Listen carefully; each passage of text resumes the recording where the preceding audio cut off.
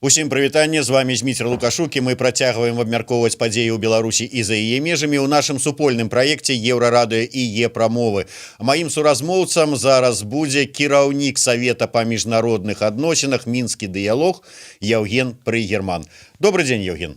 Добрый дзень, трэба грамчэй, я так чую, што ты громка пачаў. Гэта ў мяне ўжо проста прафесійнае, адпрацаванае, ругаюцца гукарэжысёры, што я перакрыкиваю нават этих сам перфоратор на вуліцы, але што зробіш.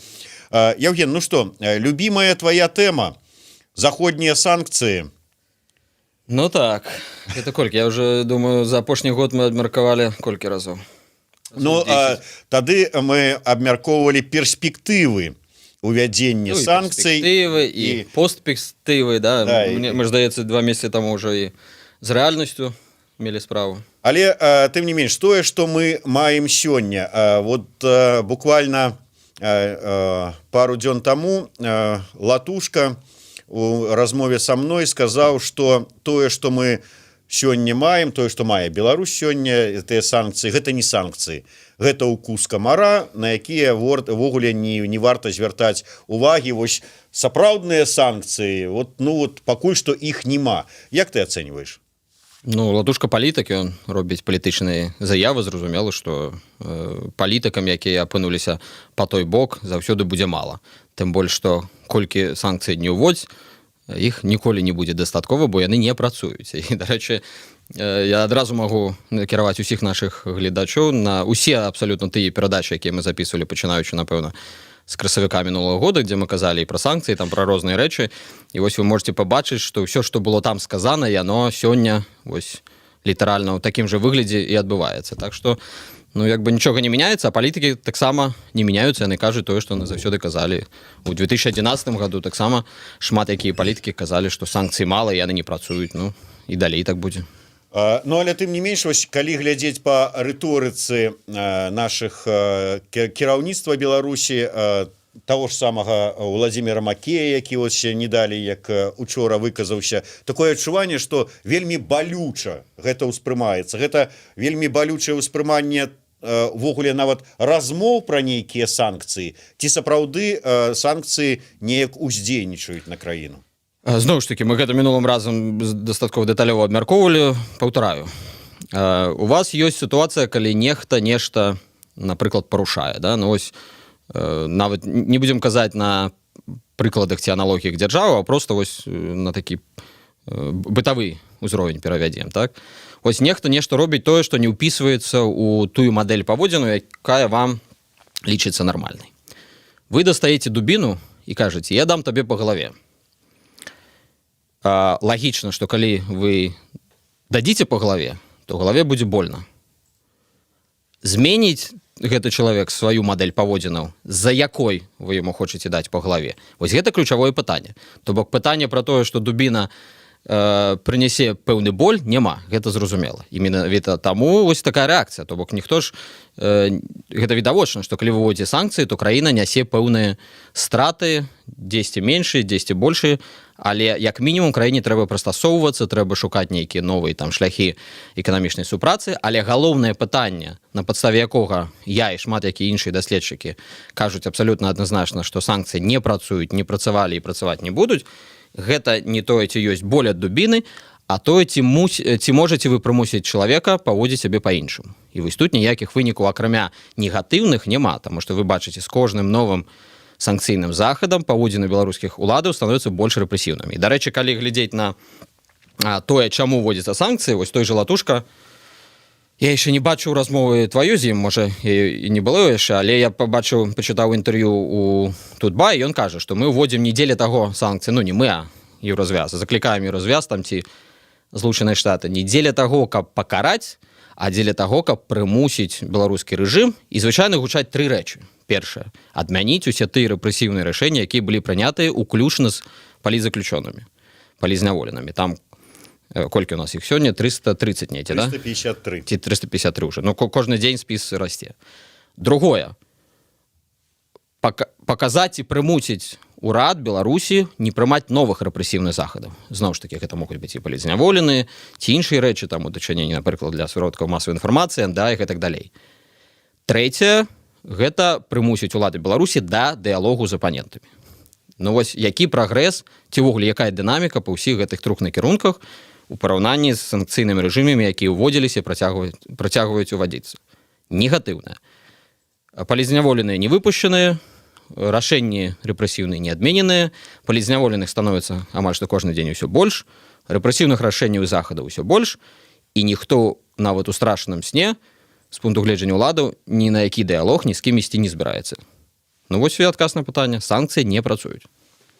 Ты вот фактычна зараз атрымліваецца адказаў на маё пытанне, таму што якое тычыцца вось гэтых анансаваных перамоваў з рэжымам, з прадстаўнікамі рэжыма і альтэрнатывы, назовем это так, бо яны не хочуць называць сябе апазіцыяй. Тым не менш, да гэтых перамоваў, анансаваных на май, санкцыі неяк так схіляць беларускі рэжым? Ну, мінулым разам мы абмяркоўвалі, здаецца, прапанову пра што, там нейкі быў тое, што называлось планам перамогі. Я тады некалькі разоў ужыў слова дзіцячы садок. Ну, я не ведаю, па-ангельску можна яшчэ сказаць, ужыць слова lunacy. То бок, ну, я думаю, усе разумеюць, што гэта значыць. Нічога рэальнага з той рэчаіснасці, якая існуе, усе гэтыя размовы не маюць агулам нічога. І чаму гэта людзі робяць такія заявы? Я не ведаю, ці гэта лунасы, што, ведаючы некаторыя з іх, хутчэй за ўсё, так і ёсць. І гэта проста, ну, ўжо нейкая іншая гульня, якая не мае ніякага дачынення да палітычнай рэчаіснасці і браць бутам за палітычную ўладу ў краіне. Ведаючы некаторых з іх, вот все ж таки хацелось бы больш канкрэтна. Ну не, гэта... Я ж усё ж таки... Лунасы гэта, у тым ліку, катэгорыя такая медычная, я ўсё ж таки тут не маю кваліфікацыі, ліцэнзій ставіць дыягназ. Гэта такі, будзем... Але прагучалі словы не ведаючы некаторых з іх.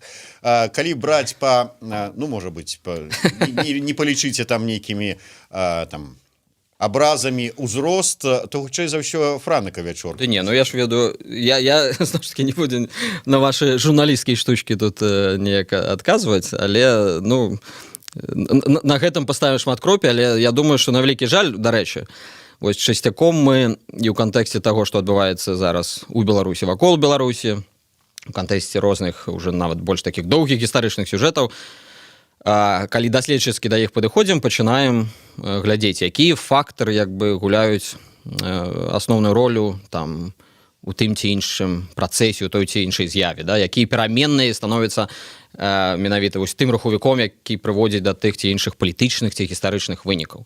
І часцяком вось неяк так не акадэмічна, не аналітычна, звычайна людзі не кажуць, гэта лічыцца не зусім такім добрым стандартам, калі казаць, што проста вось у Расіі, як там, дуракі і дарогі, да? А галоўным чынам проста першая праблема. І яна, на мой погляд, на вялікі жаль, у нашым беларускім кантэксце таксама вельмі вялікую ролю іграе, як на адным баку, так і на іншым. Але я думаю, на гэтым мы паставім шмат кропі. Добра, зараз ведаеш, вот як заўсёды кажуць, што калі хтосьці пачынае крытыкаваць, заўсёды галоўны аргумент, вот што ты только крытыкуеш, а што ты можаш прапанаваць? Добра, не працуюць санкцыі, да якіх заклікае і Латушка, і Ціханоўская, і іншыя апаненты ўлады. Калі на твой пункт гледжання гэта, як ты там кажаш? Lunacy. Да, вот яно. Язык не паварочваецца гаварыць гэтае слово, але ты менш, вот гэта вот не працуе.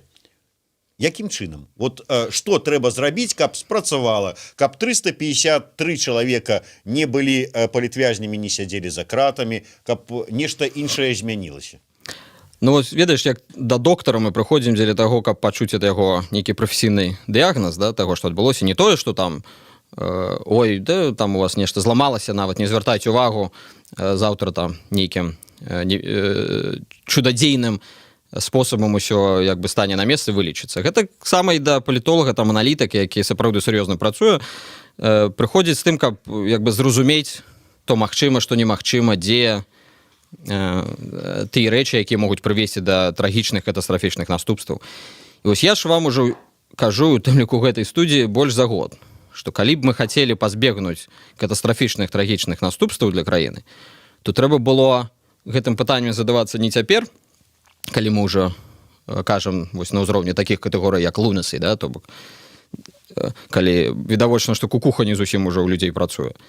А на ўзроўні, у той сітуацыі, калі ўсё гэта яшчэ можна было па-іншаму павярнуць, калі можна было паспрабаваць дамовіцца ўнутры грамадства. Я, шчыра кажучы, нават не хачу вяртацца да гэтай дыскусіі, бо мне здаецца, уже я ўсё сказаў, і ты людзі, што пра мяне ці мае думкі нешта думалі, таксама ўсё ж выказалі, але я просто кажу, што я просто перарву, Евген, выбачаюся, а вот адзін наш глядач вельмі настойліва задае пытанне, вот пры Герман, дзе ты быў раней, што ты рабіў у 20-м, чаму ты не агучыў нешта у жніўні 20-го года. Так вось, у жніўні і да жніўня Евген агучыў сваю красавіку, здаецца, ну гэта не так важна. Канцэпцыю перамоў, назовем яе так, ці там прымірэння, не прымірэння, агульнаграмадскага перадухіленне трагедыі, за якой мы сёння маем справу. І на вялікі жаль, якую сёння ўжо вельмі цяжка неяк так выруліць, каб і страты для краіны былі мінімальныя, і каб больш-менш задаволеныя там на нейкім мінімальным узроўні былі ўсе. Ну, тады, я так разумею, все ж таки найперш, нягледзячы на тое, што крытыка была у твой адрес з боку які апазіцыі, альтэрнатывы, хоць як хочаш называй, але найперш не прыслухаліся да тваіх парадаў і пажаданняў прадстаўнікі ўлады. Ну, і ты і іншыя не прыслухались, бо я ж кажу, тут калі вяртацца да гэтай дыскусіі, да якой, можа, не хочацца вяртацца, але праблема ў тым, што, да, так, улада не прадэманстравала ніякага жадання з кімсьці пра штосьці размаўляць, але тыя людзі, якія прэтэндуюць у апазіцыйным асяродку на нейкае лідарства меркаванняў, нават на міліметр не прадэманстравалі таксама гатоўнасці шукаць кампрамісы. І проста ўзровень гэтых актараў, канешне, розны. Ёсць дзяржава, якая прымае рашэнне ў тым ліку рэпрэсіўныя, а ёсць вось нейкія там лідары меркавання ў апазіцыйным асяродку ці лідары, людзі прэтэндуючы на тое, каб быць апазіцыйнымі лідарамі, якія могуць выкарыстоўваць толькі слова. Але нават на ўзроўні словаў ад гэтых людзей былі толькі такія сігналы, якія ўжо тады паказвалі, што мы прыйдзем да трагедыі, бо людзі на іншым баку, інакш як там доўгатэрміновыя пагрозы свайму існаванню, ну я маю на ўвазе ўлада, інакш як вось такога кшталту пагрозы, як разуменне, што калі гэтыя людзі прыйдуць да ўлады, то ім будзе капут, тым, хто быў ва ўладзе. Вось ніяк інакш яны інтэрпрэтаваць гэтыя словы і паводзіны не маглі. А калі яны потым пабачылі ўсё тое, што адбывалася, ну, як бы працэс зайграў усімі тымі краскамі, якімі ён звычайна іграе. І мы ўступілі, на вялікі жаль, абсалютна ў тую ж цыклічную парадыгму, якая была шмат разоў ужо ў нашай гісторыі, толькі што маштаб трагедыі куды большы, а гэта значыць, што маштаб наступстваў куды большы. А з улікам таго, што мы жывем у зусім іншым свеце, пра што таксама людзі, которые аналізуюць сітуацыю ў Беларусі, вакол Беларусі чысцяком забываюць. Гэта можа прывесці да такіх наступстваў, што, канешне, цыкл абарвецца, толькі он абарвецца такім чынам, што ніхто ні ва ўладзе, ні ва апазіцыі, і тым больш агулам у грамадстве уже даволі дакладна не будзе. Я не хачу наводзіць ніякага песімізму, але ну гэта на мой погляд такі відавочныя рэчы. Як абарвецца так, што ўжо как бы Украіна можа просто стаць не па як бы не юрыдычна, а фактычна страціць сваю незалежнасць. Таму што сёння нікому не патрэбна прывозіць сюды нейкія там іншыя сцягі, але калі ты падрываеш сабе ізнутры, і калі твая краіна знаходзіцца ў такім геастратэгічным, геаграфічным, геапалітычным становішчы, калі з аднаго і з іншага боку геапалітычныя гульцы, у якіх супрацьлеглыя інтарэсы, і ты адначасова, яшчэ раз падкрэслю, падрываеш сабе знутры, то ўжо няма нічога, што трымае інтарэсы менавіта вось гэтага кутку зямлі. І таму аўтаматычна ўсё, што тут адбываецца, становіцца геапалітычным, нават калі там людзі працягваюць падкрэсліваць, што пратэст ён не мае ніякага дачынення да геапалітыкі, але ж вы ж усе бачыце, што адбываецца. Можаце далей не казаць, але просто працэс пачынае сам нас падхопліваць менавіта ў такім накірунку. І мы просто паціху страчваем магчымасць, неважна, там Лукашенко ці хтосьці іншы, кантраляваць тут сітуацыю. Просто калідорчык настолькі звужаецца, што прастора для суверэннага дзеяння яна зводзіцца да мінімуму. Я не кажу, што мы яе страцілі. І, дарэчы, я нават сказаў, што некаторыя рэчы, можа, і больш пазітыўна цяпер выглядаюць, чым я чакаў пры такім сцэнарыі. Але ўсё роўна, гэта проста непараўнальна іншая небяспечная сітуацыя, чым усё тое, што было раней. Слухаючы цябе, как бы можна прыйсці да высновы, што ідзе такі пасыл. Хлопцы, дзяўчаты, Краіна стаіць на мяжы страты незалежнасці і суверэнітэту. Рэпрэсіі працягваюцца, супрацьстаянне працягваюцца, ні адзін бок не хоча чуць адзін другога. Па выніку мы можам усе, як там было сказана, ляснуцца і стаць нейкай, ну, там, паўночна-заходнім краем, ці там ізноўку нас разарвуць на усходнюю, заходнюю, падзеляць Беларусь. Таму давайте ўсё, як там было, перагарнем старонку, скажем, што да, у цябе было 80%, мы ўсё згодныя, рвем, палім бел-чырвона-белыя сцягі і пад чырвона-зялёнымі ходзім, пляшам і танцуем. Не, гэта ўсё, гэта ўжо як бы момант страчаны. Зразумела, што людзі не могуць нармальна змірыцца з тым, што яны пабачылі ў жніўні з узроўню гвалту. Але гэта ж зразумела, што ў галовах людзей, якія прымаюць рашэнне ва ўладзе, таксама шмат што памянялася. І таму, на вялікі жаль, не, гэта ўжо немагчыма. Старонка перагарнецца, але яна перагарнецца зусім па-іншаму, як я ўжо сказаў раней, яна можа так перагарнуцца, што ну, мала нам не пакажацца, як кажуць. Ну, выйсце, вось, ты бачыш, вот, як аналітык, як эксперт, вот, выйсце з гэтай сітуацыі. Пакуль асаблівага няма выйсця. Прынамсі, я бачу некаторыя выйсці на міжнародным узроўні. Можа, таму, што я займаюся ў першую чаргу міжнароднымі справамі, знешнепалітычнымі, і тут нам абсалютна патрэбнае тое, што патрэбна любой краіне у такіх цяжкіх варунках трэба пашыраць нават у такіх умовах поле для манёўру, хаця б за кошт чагосьці. А ўнутрапалітычна мяне няма адказу. Калі б быў, я б ужо, напэўна, яго камусьці прапанаваў. Але як пашыраць вось гэтае знешнепалітычнае кола, калі там канкрэтна сталі на пазіцыю санкцый непрыняцця і сказалі, што Лукашенко мы цябе не прызнаем, тут сказалі, ах, вы так, мы тады з вами не сябруем, выганяем тут паслоў, закрываем, там разганяем розныя там таварыства палякаў, знаходзім ворагаў і гэтак далей. І што? Ну, так, цяжкая сітуацыя, таму я кажу, што бадай, што ніколі ў такой сітуацыі дакладна не былі. Хаця ўсе гэтыя праблемы, яны вырашальныя. З тымі ж палякамі, дарэчы, можам абмеркаваць асобна. Мне здаецца, людзі, якія каментуюць гэтыя падзеі, зусім добра зразумелі тое, што адбылося на мінулым тыдні. То бок, ну... Там нічого страшного. Ну, калі умець чытаць, як бы, паміж строк афіцыйнай заявы, і тым больш, што там, здаецца, паміж акрамя афіцыйнай заявы былі яшчэ каментары Макея вось ужо па факце, да? Ну, там відавочна сказанае тое, што ёсць рэчы недапушчальныя для Беларусі і тлумачыцца, чаму урад паводзіў сябе так, як паводзіў, а напрыканцы фактычна сказана, што Беларусь, наколькі я разумею, будзе рабіць некаторыя крокі да дээскалацыі гэтай сітуацыі. Вось паглядзім, што гэта за крокі, ці правільна я зразумеў, але, ну, здаецца так, і як на гэтыя крокі адрэагуе Польша. Калі мы ўжо тут вот пра уменне чытаць паміж радкамі загаварылі, вот, можа быць, патлумачыш, што ўсё ж такі паміж радкамі можна пачытаць словаў Владимира Макея пра тое, што, там, скажем, у адказ на там санкцыі, якія ёсць, і новыя санкцыі, тут будзе зачышчанае поле грамадзянскай супольнасці, палітычных партый апазіцыйных, незалежных СМІ і гэтак далей. Вот што? Так гэта ўжо і кажацца не першы раз. І гэта я ў тым ліку тлумачу вось і 2 месяцы таму, і раней. Гэта якраз такі тая з'ява, пра якую я кажу, што у адказ на санкцыі яна вядзе да проста катастрафічных наступстваў унутры краіны. Ёсць устаноўка Лукашэнкі, наколькі я разумею, адказваць на кожныя санкцыйныя захады у дачыненні з Беларусі. Калі быў прыняты першы пакет санкцыйны, адказ быў просты. Мы ствараем свой санкцыйны спіс у дачыненні там да шэрагу еўрапейскіх чыноўнікаў. А потым другі санкцыйны спіс ці пакет еўразвязу былі прыняты рашэнні, напрыклад, па зніжэнню ўзроўню удзелу Беларусі ва ўсходнім партнерстве, адмова ад удзелу ў каардынацыйнай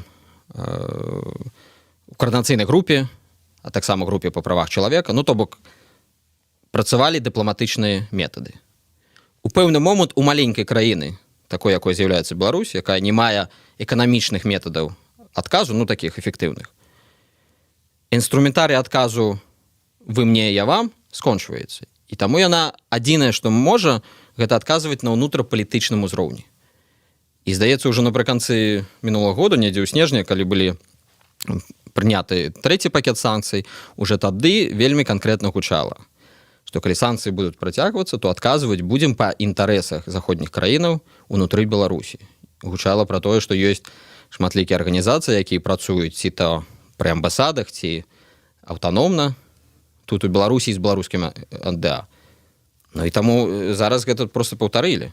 Таму, калі для кагосьці гэта навіна, ну, віншую, як кажуць, welcome у беларускія рэаліі. І просто гэта ўсё было зразумела і відавочна, зноў ж такі, яшчэ год таму, і можна было лёгка прагназаваць, што менавіта такім чынам будуць адказваць.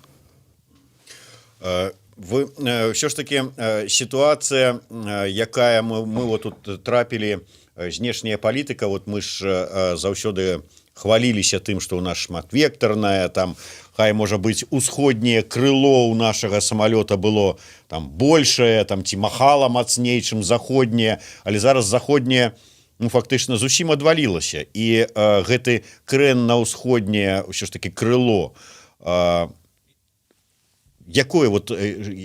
якія пагрозы ён стварае?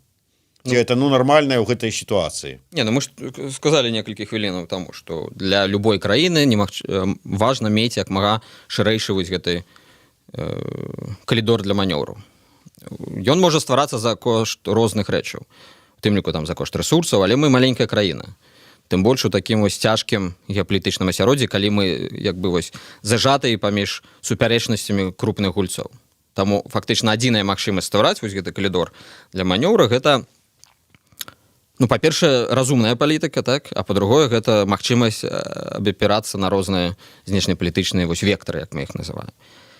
І зразумела, калі зачыняецца адзін з гэтых вектараў, гэта становіцца сур'ёзнай праблемай. Я менавіта пра гэта і сказаў. Калі я кажу, што краіна можа страціць суверэнітэт, я не кажу, што нехто тут прыйдзе, злодзей нас заваюе. Я просто, ведаеце, як у фізікі, ёсць пэўныя законы. Вось я вывучаю тэорыю міжнародных адносінаў, і для мяне гэта ўсё выглядае як, ну, пэўны набор такіх правілаў і законаў, якія проста існуюць у прыродзе. І таму, калі ў цябе няма на каго апірацца, акрамя там, напрыклад, аднаго актара, то проста непазбежна, што гэты актар, нават калі сам таго хацець не будзе, пачне ў пэўны момант за цябе прымаць рашэнні. Ці прынамсі прымаць такія рашэнні, якія будуць на цябе мець прамы ўплыў на твою бяспеку, эканоміку, і ты пры гэтым не зможаш, ну, нічога зрабіць. Ты мусіш неяк пастасоўвацца, неяк там сябе паводзіць, але гэта ўжо не твои рашэнні фактычна. Таму вось гэта вялікая праблема. І менавіта таму у такіх умовах усе дзяржавы пачынаюць шукаць дадатковыя нейкія вектары, там магчымасці абаперціся на нейкіх іншых гульцоў. Ну вось таму мы зараз будзем бачыць падвышаную актыўнасць на іншых накірунках. Калі вяртацца да гісторыі санкцыйных гэтых узаемаадносінаў Беларусі з Захадам, да таго, як потым гэта ўсё змянялася, ці можна зараз спадзявацца, што гэтым разам спрацуе тое ж самае кола? Вот пахаладанне адносінаў, от палітвязні, потым праз там паўгода, год, паўтары гады спрацоўвае гэта рэал-палітык з аднаго боку на захадзе, з другого боку бачанне, што ціск і санкцыі не спрацоўваюць і зноўку пачнуцца паціху перамовы, пацяпленні і гэтак далей. Гэтым разам спрацуе? Не бачу прынцыповых прычынаў, чаму б не спрацавала, не гледзячы на ўсе тыя эмоцыі ці эмацыйны момант, у які мы жывем. Зноў ж такі, я займаюсь вывучэннем тэорыі гісторыі міжнародных адносінаў, і мы просто можам прыгадаць вялікую колькасць розных сюжэтаў, дзе было менавіта так. Я нават просто прыгадваю тое, што як бы мы казалі нашай дыскусіі ў 2010-2011 годзе. Тады таксама было ніколі, але, ну, бачыш, даколе, да? Бывае такое. Ну, пакуль што ты вот адзіны палітолог, які сцвярджае, што ізноўку спрацуе вось гэтая схема. Яна ізноўку спрацуе, калі Александр Лукашенко зможа кантраляваць цалкам беларускую дзяржаву там на працягу, прынамсі, некалькіх гадоў. Тады спрацуе. Кантраляваць якім чынам? Ну, прыблізна вось у такім стане, як сёння. Вот гэты працяг рэпрэсій пры гэтым вот можна сказаць засілі сілавікоў ва ўсіх органах управлення, гэта будзе кантроль, такі паўночна-карэйскі варыянт кантролю. Ну слухай, Зміцер, я ж тут не займаюсь журналісцкім рознымі там афармленнямі, да, то бок я канстатую пэўны факт, што ёсць чалавек, які прымае рашэнне, гэтыя рашэнні кантралююць сітуацыю. Ну, грубо кажучы, хто прымае рашэнне зачыніць мяжу, адчыніць мяжу. Ну, вось такія рэчы. То бок можна ўдавацца ў стылістыку, мне гэта не падабаецца, мне гэта не цікава, гэта мне падаецца не аналітычна, але вось засяродзімся на гэтым. Вось ён прымае рашэнне, які дзейнічаць на ўсёй плошчы тэрыторыі Рэспублікі Беларусь. Вось гэта значыць, чалавек кантралюе. Калі ён кантралюе, то я думаю, што верагоднасць таго, што з ім пачнуць размаўляць, яшчэ большая, чым яна была ў 2010-2011 годзе. Прычына, я, здаецца, некалькі разоў і казаў у гэтай студыі, падкрэслю яшчэ раз, і сёння я пра гэта казаў, міжнародная сітуацыя сёння зусім іншая. Мы больш не жывем у свеце, дзе ўсё зразумела. Гэта нават не сітуацыя 2010-2011 года, калі ўжо як бы мы пабачылі тое, што адбылося ў Грузіі, і там ужо былі розныя пытанні, але адразу пачалася вось гэтая адліга паміж США і Расіі, знакамітая reset policy, якую там ніяк не ведалі, як перакласці. Вось. Але сёння мы не проста ў сітуацыі, калі вось гэтыя гульцы пачынаюць тут узбраеннямі грукаць. Мы ў сітуацыі, ну, можа, я паўтараю гэта ўвесь час, можа, гэта незразумела не спецыялістам, але гэта тое, што называецца структурнай трансфармацыяй сістэмы міжнародных адносінаў. Калі па-простому, гэта сітуацыя, калі больш не існуе паўнавартасная сістэма еўрапейскай бяспекі і не працуе паўнавартасна міжнароднае права. І гэта значыць, што пры ўсёй рыторыцы, якая, безумоўна, будзе захоўвацца, прытым яна захоўваецца вось у такім стылі, як мы пабачылі зараз па некаторых высказваннях таго ж Байдена, то бок гэта проста беспрэцэдэнтна для дыпламатычнай практыкі, шмат у чым, але, ну, такія часы. Але, нягледзячы на гэту рыторыку, краіны будуць усё больш думаць пра тое, каб, ну, проста забяспечыць банальную сваю бяспеку. Ну, я да чаго гэта спытаўся, просто ўжо не адзін раз чытаў, што, маўляў, поверылі ў 2006 там, ну, пасля 2006 потым праз колькі у 2010 пасля 2010-11 поверылі там і пачалі налажваць адносіны, потым яшчэ, вот, а зараз, маўляў, ужо ўсё вучаныя не повераць і не пойдуць, але атрымліваецца, што ўсё ж таки рэал-палітык яшчэ большы рэал атрымала, чым было раней. Дмітрий, я, напэўна, скажу нейкую жудасную рэч табе і нашым гледачам, але палітыка нерэал не бывае. Усё, што вы чуеце вось па-за межамі гэтага, да, гэта просто бла-бла-бла. І да таго моманту, пакуль гэта бла-бла-бла не замінае забяспечваць базавыя інтарэсы розных краінаў, бла-бла-бла працягваецца. Калі тыя, хто гэтым бла-бла-бла займаюцца, не адчуваюць ніякай для сябе пагрозы і думаюць, напрыклад, вось, як было да апошняга часу, што яны, скажем, там могуць уводзіць санкцыі і паралельна разлічваць на супрацоўніцтва з боку тых краінаў ці рэжымаў, калі хочаце, супраць якіх яны ўводзяць санкцыі, то гэта ўсё ў большай ступені будзе сканчвацца. Бо мы бачым вось менавіта такую лінію, гэта галоўная тэма сёння становіцца ў адносінах паміж Захадам і Расіяй, і гэта тое ж самае, пра што кажа беларускі ўрад. Так што бла-бла-бла будзе паступова становіцца небяспечным для тых, хто ім займаецца, і пры тым, што, яшчэ раз падкрэслю, то тым ці іншым выглядзе яно будзе працягвацца, але ўсё больш краіны будуць вымушаны думаць пра сваю бяспеку. І таму рэал-палітык, як я сказаў, ён заўсёды існуе, проста прымае розныя формы. Евген, вот нягледзячы на тое, што ты ўсё ж такі адмысловец, эксперт па міжнародных адносінах, але ты жывеш у грамадстве, жывеш сярод гэтых людзей, ты бачыш побач з табой якія настроі там у грамадстве, і гэтых і тых таксама. І гэтых і тых таксама. Але вот, ну добра, вот возьмуць, як ты кажаш, вот прадэманструе, што ўзяў пад кантроль. Але грамадства ж, ну вот пагадзіся, яно как бы не вельмі-то згодна і з таким контролем, і з такой дзейнасцю, і таким стаўленнем да сябе. Да, взяли под контроль, взяли там, стали там вот, загнали ва ўсіх у один вялікі лагер для остракопытных, ну и как бы вот, и что, а як вот далей вот жыць у краіне? Ці не падаецца табе, что это вот, ну як параўноўваюць гэтае, можа быть, бла-бла-бла з бурлячым вот каструлей, там, якую крышкай накрылі. Не, так няма ніякіх сумневаў. У гэтым яшчэ адна, як бы, небяспечная, хутчэй за ўсё, трагедыя для нашай краіны. То бок я ж гэта ніякім чынам не адмаўляю. І вось што з гэтым рабіць, я не ведаю. Я, як бы, выказваю некаторыя думкі наконт таго, што ў гэтай сітуацыі дзяржава па праву мацнейшага мусіць неяк усё ж такі якраз такі быць першы, хто нешта пачне нешта рабіць. Але я таксама разумею, што калі адбылося лабавое сутыкненне, і калі тыя людзі з боку апазіцыі, хто ішоў актыўна да гэтага сутыкнення, просто не разумелі, што сілы невыміральныя, то цяпер просто на вялікі жаль гэта класіка жанру. Пасля любой спробы рэвалюцыі наступае контррэвалюцыя. І вы можете нават пабачыць па некаторых не такіх ужо далёкіх прыкладах, тая ж Турцыя нядаўна, да? У 2016, здаецца, годзе. Паглядзіце, што там адбывалася, і, ў прынцыпе, потым параўнаце з тым, што адбываецца тут, гэта нейкія такія аб'ектыўныя класічныя працэсы. І просто застаецца спадзявацца, што як мага хутчэй гэты працэс пройдзе, бо ўсім зразумела, што можна людзей дубінкамі трымаць дома, але эмацыйны стан людзей ад таго становіцца хутчэй за ўсё яшчэ горшы. І для будучыні краіны, канешне, гэта яшчэ адна міна, вось такая, якая калісьці ўзарвецца. І, як я ўжо казаў, ўсё ідзе да таго, што яна можа ўзарвацца так, што ніхто не выйграе, толькі ўсе ад гэтага прайграюць. Таму сумневу тут няма ніякіх. І нам усім трэба думаць пра то, як тут быць з гэтай сітуацыяй. І падказваць там ідэі аднаму іншаму боку, каб хаця б кудысьці выплаць так, каб хоць хтосьці быў... Не хтосьці, а каб краіна хаця б нешта пазітыўнага магла займець, там, разлічваць на нешта пазітыўнае, хаця б у нейкай будучыні ад усёй гэтай сітуацыі. Так што, выклік абсалютна відавочны.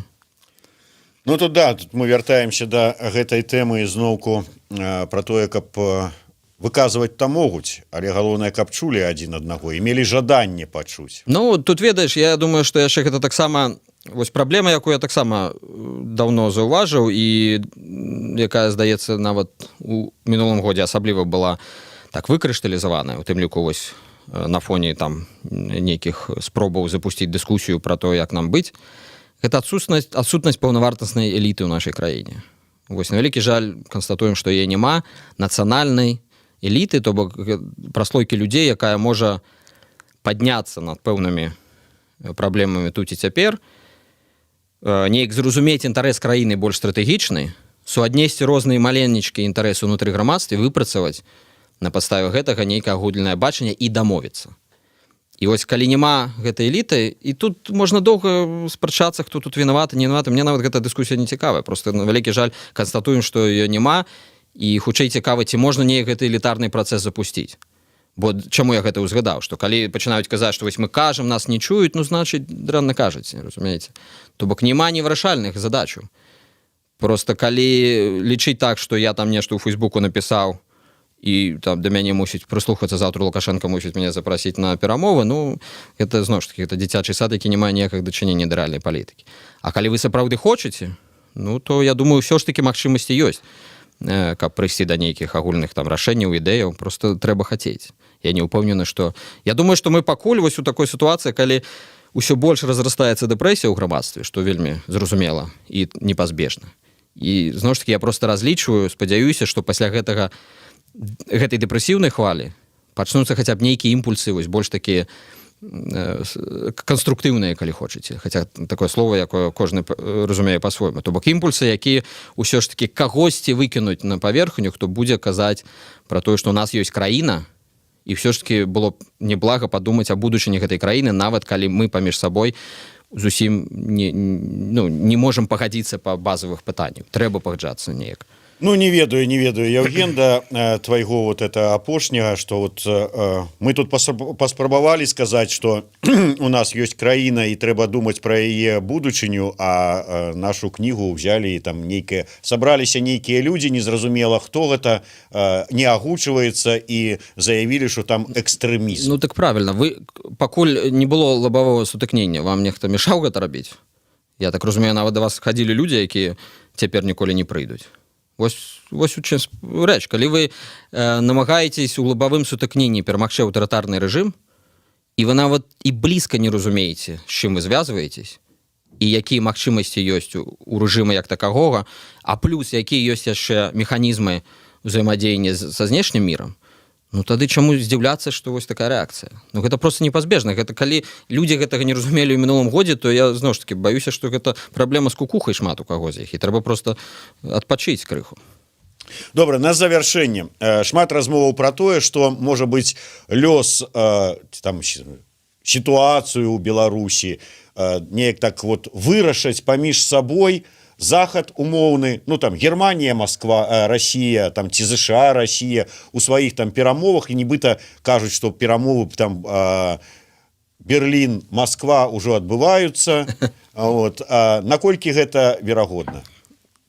Перамовы адбываюцца у такім выглядзе, што Берлін і Парыж нагадваюць, што трэба правесці свабодны і вольны выбар у Беларусі, а Москва нагадвае, што нельга ўмешвацца ў унутраныя справы Беларусі. Вось гэта можаце мне паверыць, такім чынам адбываюцца перамовы. Усё іншае, што вы чуеце, гэта зноў ж такі з раздзелу дзіцячага садка і нейкіх хацелак не мае ніякіх дачынення да рэчаіснасці.